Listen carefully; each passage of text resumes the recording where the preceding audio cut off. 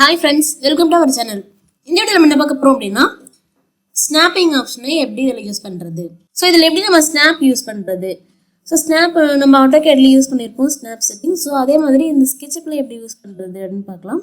So விண்டோஸில் model info போயிடுங்க. So அதில் units select பண்ணுங்கள்.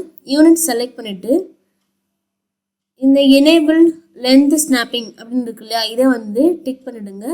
இங்கே யூஸ்வலாக வந்து 1/16 இங்கே இருக்கு இல்லையா, 1/16 இன்ச் இருக்கும். இதை நீங்கள் வந்து 1 feet அப்படின்னு சொல்லி கொடுங்க.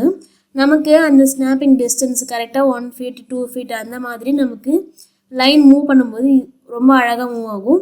ஸோ அது நமக்கு வந்து ரொம்ப ஈஸியாக இருக்கும் ட்ரா பண்ணுறதுக்கு. ஸோ 1 feetன்னு கொடுத்து ஜஸ்ட்டு க்ளோஸ் பண்ணிவிடுங்க.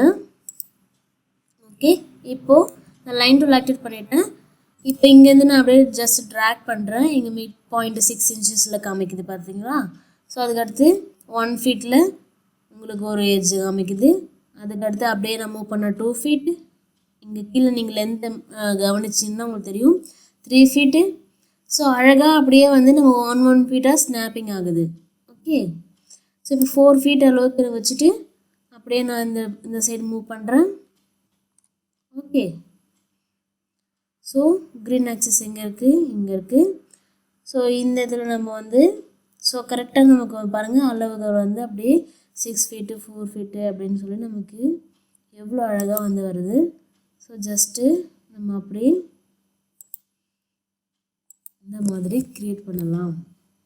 ஓகே,